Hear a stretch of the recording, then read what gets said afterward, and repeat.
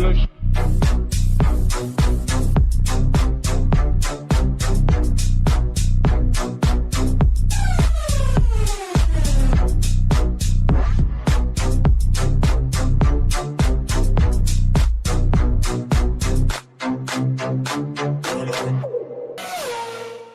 Greetings, dear motorsportsmen, and I'm really pleased to present you with this full complete breakdown of weekend in Baku. And we will start with Q1. Pierre Gasly actually followed Nick de Vries, whose crash was already observed in shorts video. Now let's check what Pierre has done wrong. He starts braking. It may actually appear that nothing is wrong, but we can see that this wheel is barely moving. We can even read the letters down here. It means that this wheel is locked up. Yes, this lockup is not huge. We do not see any smoke coming off the tire, but the lockup is still there, which will obviously result in an understeer and Pierre just collecting the wall. Plus we see that he is still on his brakes. So maybe he didn't just locked up, but also missed his braking point and started braking too late. So he finds himself in a wall. Quite a similar mistake to Nick de Vries. I'm sorry, I locked the front. Now we move on to Guan Yu Zhou. He made a mistake in the first corner. Let's break it down. He starts a fast lap, approaches the first corner, starts braking, and here we see the correction is starting. This is the point of a corner where driver already starts going off the brakes. So this mistake is quite similar to Charles Leclerc mistake, which we have also discussed in a short video. But if I would want to classify it, I would call it classical Sebastian Vettel mistake. Mistake just in the end of the braking zone. So we go further. We see that rear went way too fast, nothing he could really do, but he coped up with the drift quite well.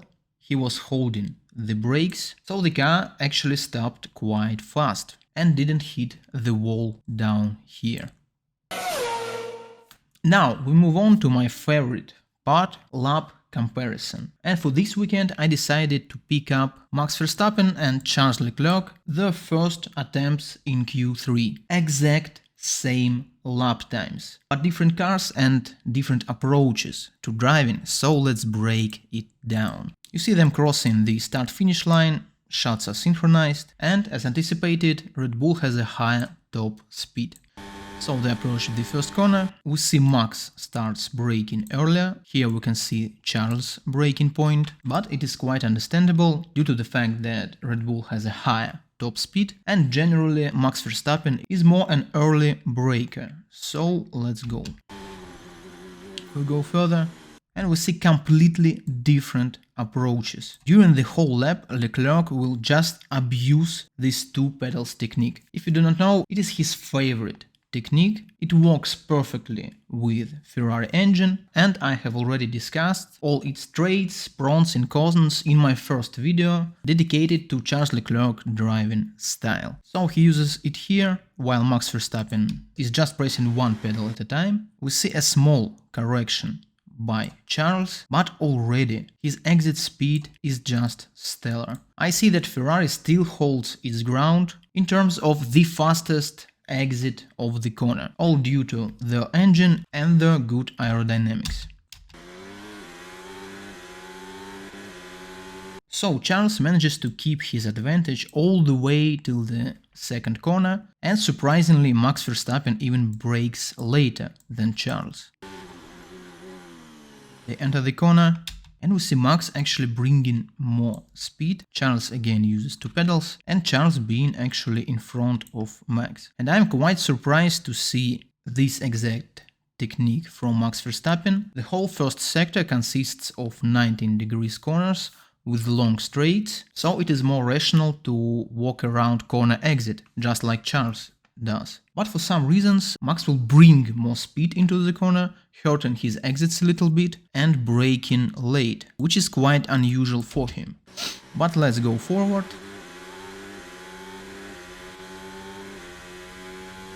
And we see that now Red Bull starts gaining and actually has more speed than Ferrari. In this corner, situation is quite stable. Max Verstappen will actually start braking earlier than Charles. A bit earlier, but still. Again in 90 degrees corner. And here is what I'm talking about. We're already close to the corner exit. Max still uses his brake. And now actually Max is using two pedals, which is quite unusual for him and which is quite unexpected in this first sector. Charles has a better exit speed. We see that Charles is already braking, but his car is also a bit in front of Max Verstappen. So for this particular corner, they brake in exact same point. They brake, enter the corner, Charles is still a bit in front, and we see Max again bringing way more speed, optimizing the first part of a corner, but harming his second part of a corner.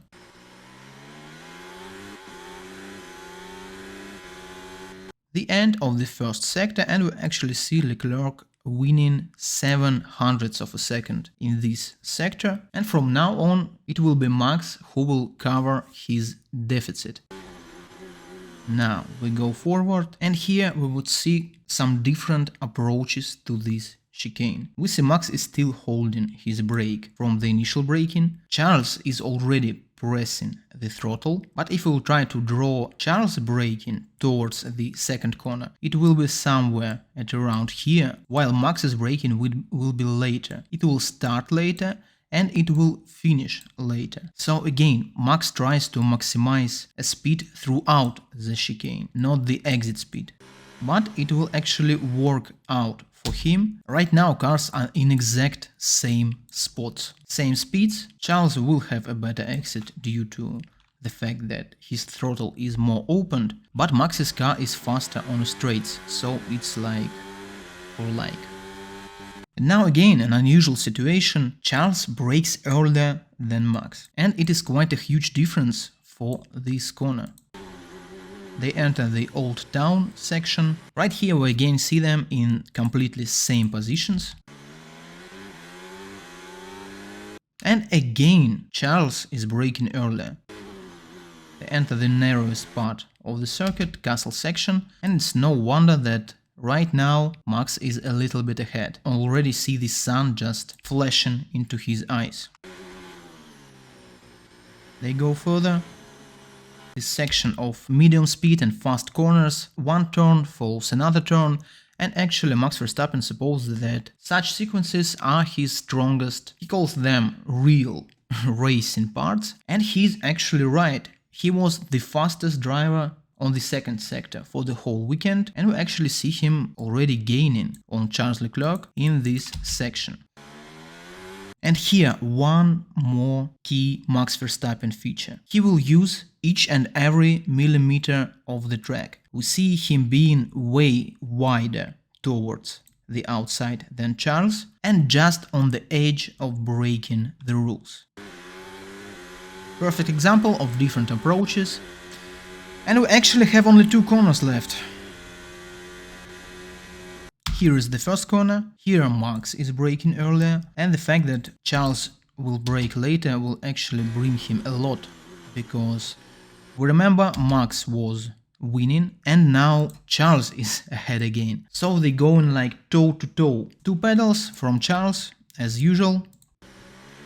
But here is a unique situation. He is already in the exit of the corner. He is already nearly clipping this wall and he is still on his brakes. Of course, it's like 2 or 1%, but he's so experimental with this technique. He is on his brake for the whole corner, still holding the brakes on the very exit. So he's definitely a trailblazer if we talk about two pedals. Amazing stuff. And we actually see him gaining a lot from this. And here second sector finishes, and Max actually gained back some of the time lost in the first sector, but Charles is still a bit ahead. But here Charles again brakes earlier, which is quite surprising for me. And it is the last corner. It's very important not to bottle the whole lap in it, because it's actually really easy to do so. And we see a huge 20 kilometers, Ferrari is faster than Red Bull in the exit of the corner. Oh my god. And he's still faster. He will gain and hold his advantage all the way till now. Only from this point, Red Bull top speed overwhelmed Ferrari's acceleration. And only from here, Max will start gaining on the straight.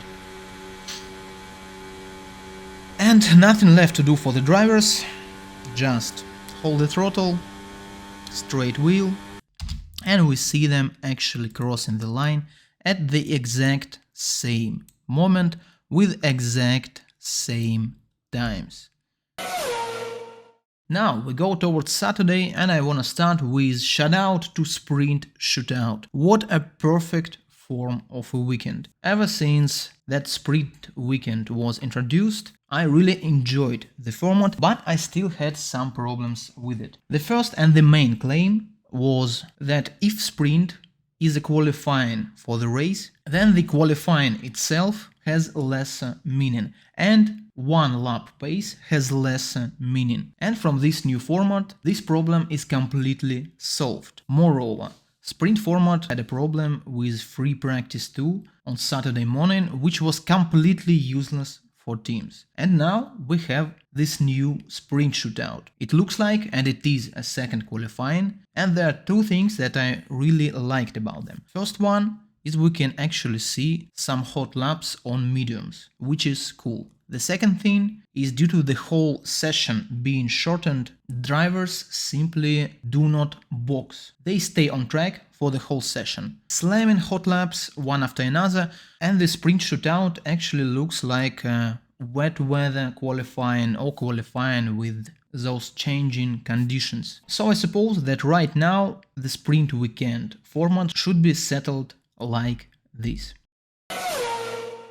Now we move on to the sprint itself. Safety car appeared on a very first lap due to a Pirelli tire just going down the hill towards the last turn. It was Tsunoda's right rear tire, but the whole sequence of Tsunoda actually started in the third turn. Let's have a look. We're on board with Yuki. We can see Nick de Vries, his partner, over here. And let's see what will go on. They start braking, they're wheel to wheel, they are completely clearly alongside each other, so they have to leave each other's space. Yes, Nick de Vries is leading the trajectory, he chooses the trajectory as long as he leaves enough space on the outside to Yuki Tsunoda. And we see that he clearly do not leave enough space. We saw them making a contact here, and it is a clear fault of Nick de Vries. He just bottled his weekend, mistake in qualifying, mistake in sprint, and then mistake in race. And we see Yuki immediately losing the speed. But it was not over from here. It looked like he was going so slow, then some following cars just touched him from beside, but it was not the case. Let's have a look from Esteban Ocon on board. We can see him being pretty far from Yuki, so it is clearly that Ericsson didn't hit us. From his angle it looked like something just blown off under Yuki's car, but it was actually his front wing, his left part of the front wing. We can see it here, it is a footage after the crash, but Yuki touched the wall with his right side. And this left side damage is clearly from de Vries contact and everything that happened afterwards. What is he doing, honestly? We can agree with Yuki, and we can see him actually losing tons of downforce from his nose. He tries to turn in, but the car simply cannot. And for this corner, which is not even a corner, it is always flat out, but for this corner, such a distance from the apex is a huge miss, and the car will just go in the barrier. So yeah, he tries, but he picks the wall, and the thing is done.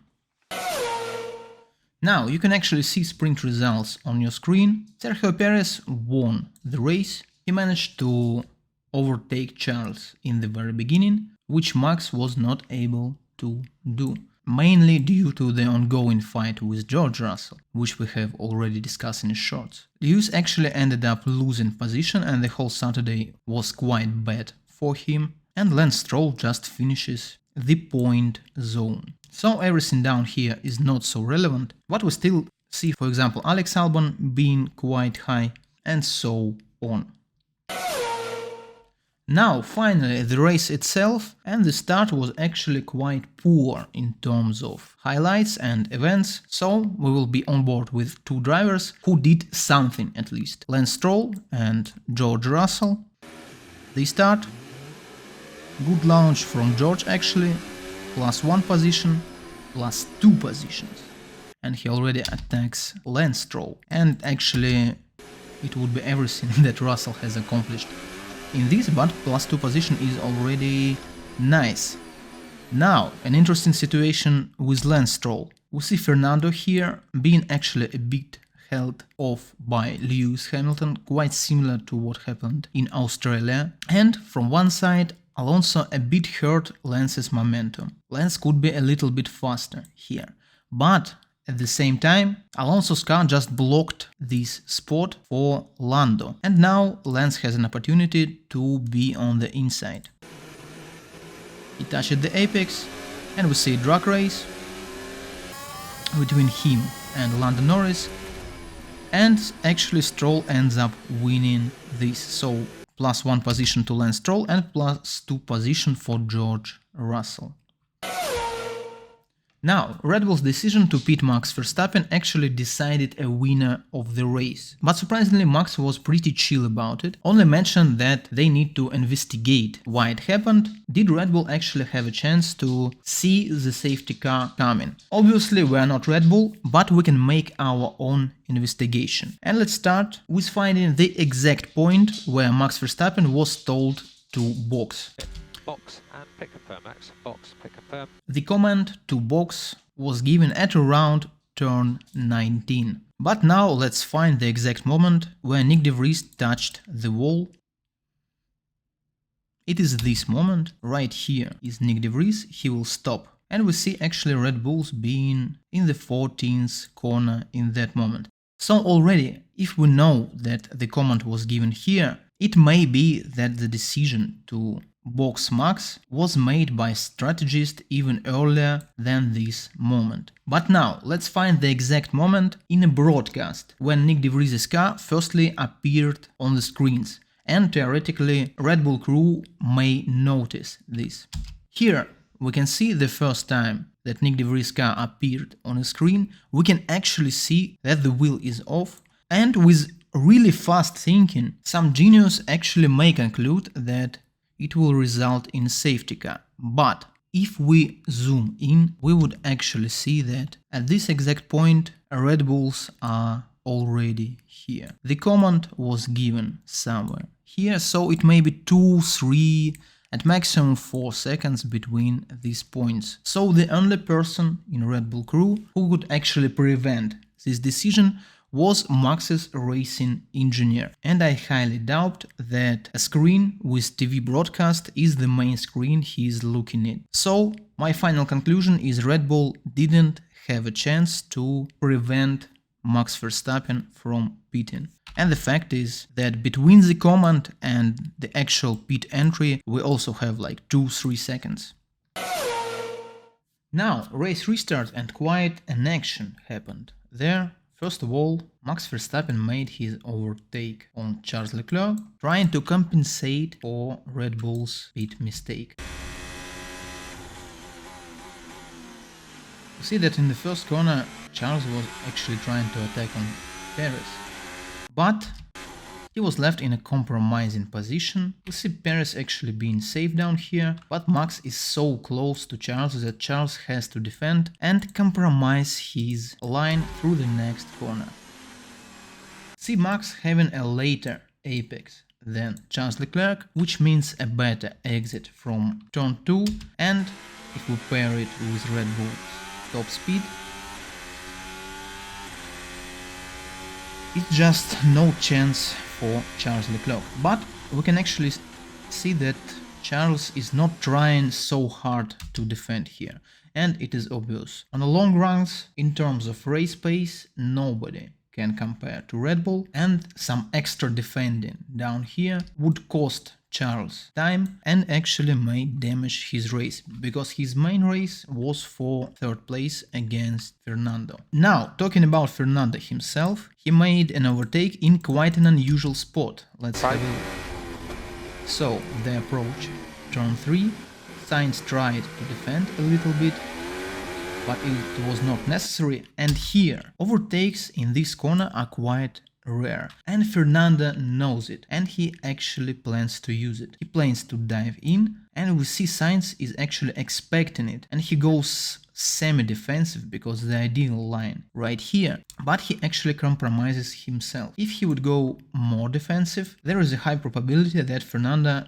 will not be able to make a maneuver. If he would go less defensive, he may actually have a chance to cross over the lines and attack Fernando on the exit of this corner. But being stuck in the middle of it, he is not able to defend actually. We see Fernando being perfect on brakes, and he is not able to switch the trajectories. Now, going further, quite an interesting situation between George Russell and Lance Stroll.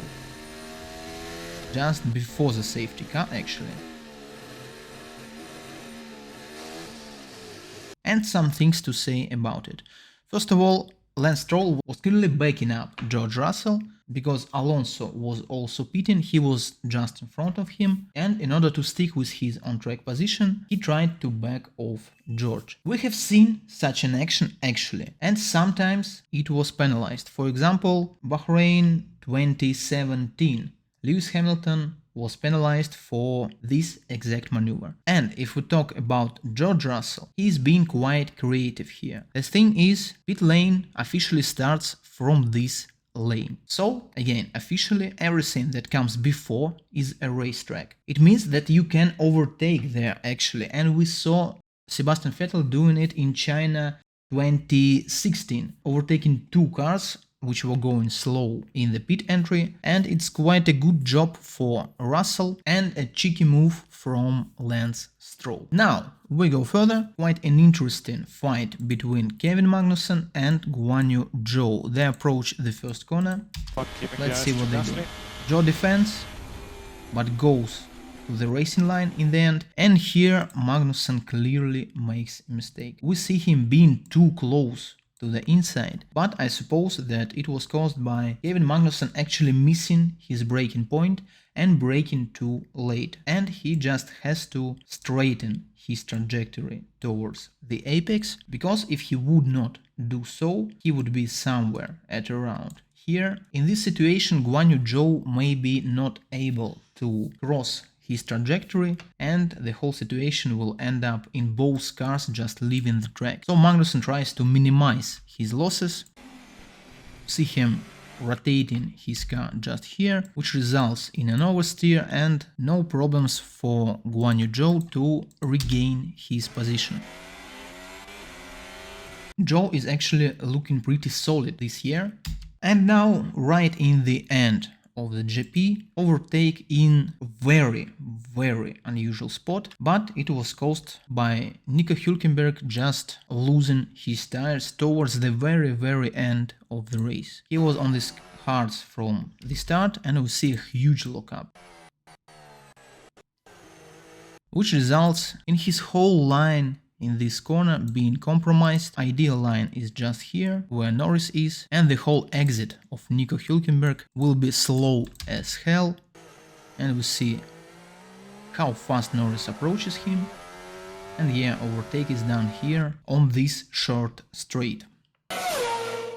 Now, let's review the strategy, and actually the whole strategy was highly influenced by safety car and by mediums falling off earlier than predicted. As we saw from Hamilton and Norris and Tsunoda and Piastri and even Albon, actually like a half of the grid has pitted just before the safety car. In this term, safety car came in hand for all those who didn't pit it, and my whole heart and my whole soul was with these two guys. Esteban Ocon and Nico Hülkenberg were going 9th and 10th for pretty much the whole duration of the race. It was obvious that they would have to stop again, but if something happened, just somewhere at around here, safety car, virtual safety car, or red flags in the best case for them, they would have solid chances to stay in points. And I was actually hoping that Esteban Ocon, for example, will just not pit. Yes, they would end up